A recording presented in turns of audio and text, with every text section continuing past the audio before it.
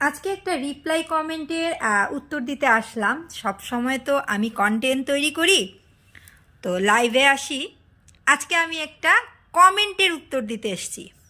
যে কমেন্টটা কি না, ভয়ের কিছু নাই, সবাইকে না। আমার লাইভে অনেকেই আসে বা আমার কন্টেন্ট অনেকেই দেখে। তো তার মধ্যে বেশিরভাগ বলবো না, হ্যাঁ কিছু সংখ্যক প্রতিদিন বা হামেশাই এইরকম একটা কমেন্ট আমি পাই। দেখুন, এই দাদা ভাইটাও আমাকে লাইভে আমি বেশি পাই, পোস্টেও কমেন্ট করেছে যে আমরা চুলকে কি বলি, হিন্দিতে বাল বলি। কথাটা যদি খারাপ শোনা যায় কিছু করার নাই আমার, আমি উত্তরটা না দিয়ে পারলাম না। উনি লিখেছে দুই ধারে বাল মাঝখানে লাল, এটা কি হবে?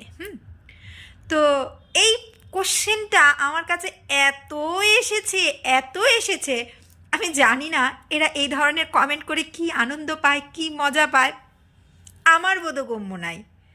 তো আপনাদের যদি কোনো বোধগম্য থাকে বা জানা থাকে আমাকে কিন্তু কমেন্টে জানাবেন। আমি ওই দাদা ভাইটাকে উদ্দেশ্য করে বলছি, এবং যাদের মনে আমাদের হিন্দু নারীদের সিঁদুর পরা ভিডিওতে লাইভে আসলে এই ধরনের প্রশ্ন করতে মন চায়, তাদের উদ্দেশ্য করে বলছি এর উত্তরটা খুবই সুন্দর, খুবই সুন্দর। আর আপনিও সেই উত্তরটা জানেন, আর আমি যেহেতু একজন হিন্দু সধবা নারী, আমিও জানি এটার উত্তরটা হচ্ছে সিঁদুর।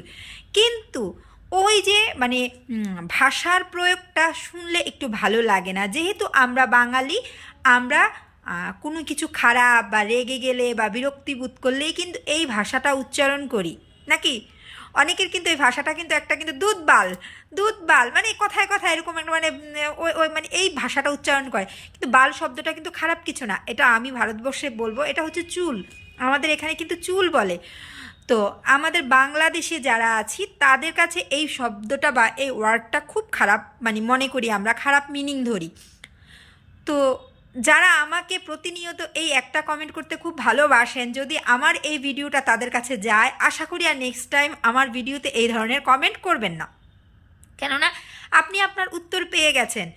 তো যদি আমি এই উত্তরটা দিয়ে কোনো ভুল করে থাকি বা আমার কমেন্টে কাউকে আমি যদি রিপ্লাই উত্তরটা দিয়ে কাউকে কষ্ট দিয়ে থাকি, আমি আন্তরিকভাবে দুঃখিত।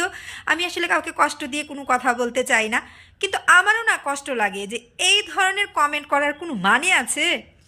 আপনারাই বলেন, এই ধরনের কমেন্টের তো কোনো মানে নাই। তো এখন থেকে আমি ভাবছি যে যেই কমেন্টগুলা আমার কাছে কিছু কমেন্ট ভালো লাগবে, কিছু কমেন্ট খারাপ লাগবে, এটাই নিয়ম।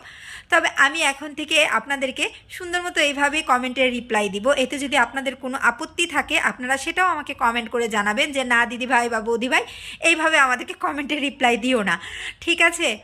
তো ভালো লাগলে কিন্তু জানাবেন, ওকে। আর আবারও বলে দিচ্ছি, এই শব্দের অর্থটা হচ্ছে ধাঁধাটা ছিল দুই ধারে দুই বাল মাঝখানে লাল। এর শব্দের অর্থ কি? এর শব্দের হচ্ছে সিঁথি ভরা সিঁদুর। আমরা মেয়েদের দুই দিকে চুল মাঝখানে সিঁথি করে দুই দিকে চুল রেখে সিঁদুর পরি, সেটাকেই বোঝানো হয়েছে। তো এটা শুনতে অনেক খারাপ শোনা যায়, হ্যাঁ ওই যে কথার ভাষাটা, এই কারণেই, এছাড়া কিছুই না। এর শব্দের উত্তরটা খুব সুন্দর। আমাদের বাংলাদেশের বা এমন কিছু অদ্ভুত ধাঁধা আছে শুনতে অনেক বাজে শোনা যায়, বাট উত্তর কিন্তু খুব সুন্দর।